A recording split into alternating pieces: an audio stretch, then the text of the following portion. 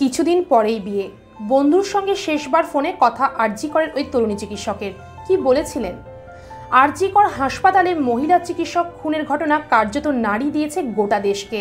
অভিযুক্ত সিভিক ভলেন্টিয়ারকে গ্রেপ্তার করা হয়েছে। তবে হাসপাতালের মধ্যে ঢুকে এক মহিলা চিকিৎসককে খুন ধর্ষণের ঘটনাকে ঘিরে নারীদের নিরাপত্তা নিয়ে বিরাট প্রশ্নচিহ্নের সামনে এসেছে। এদিকে এক সংবাদ মাধ্যমের প্রতিবেদন অনুসারে জানা গিয়েছে, হয় নভেম্বরের নয়তো সামনের বছরই বিয়ে হওয়ার কথা ছিল ওই চিকিৎসকের। সেই মতো করে পরিকল্পনাও নেওয়া হচ্ছিল, কিন্তু মাঝপথেই সব শেষ। এদিকে ওই প্রতিবেদন অনুসারে জানা গিয়েছে, সেদিন শেষবার রাত 10টা নাগাদ তার এক বন্ধু ফোন করেছিলেন ওই তরুণী চিকিৎসককে।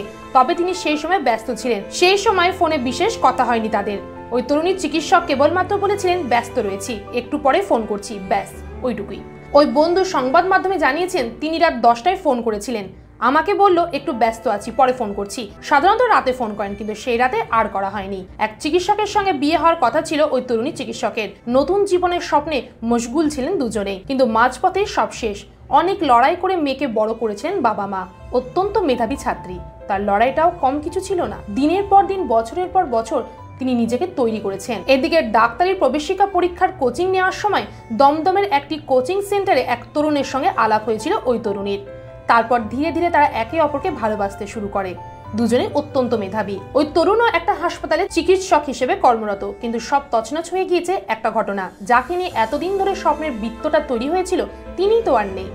সব শেষ। আগামী নভেম্বর মাসে বিয়ে হওয়ার ব্যাপারে প্রাথমিক পরিকল্পনা নেওয়া হচ্ছিল। সেই মতো প্রস্তুতিও চলছিল। প্রায় প্রতি রাতেই তাদের মধ্যে কথাবার্তা হতো। সে রাতেও তাদের মধ্যে শেষবার কথা হয়েছিল, কিন্তু সেটাই যে তার শেষ ফোন, তার স্বপ্নেও কোনোদিনও ভাবেননি তিনি। পরের কথা হয়নি। কয়েকবার হোয়াটসঅ্যাপে করেছিলেন, কিন্তু উত্তর মেলেনি। ভেবেছিলেন হয়তো ডিউটির চাপ রয়েছে, ব্যস্ত রয়েছে, কিন্তু আর কোনোদিনও ওই নম্বরে ফোন করলে ধরবে না কেউ। কমেন্ট করুন, আমরা বিচার চাই।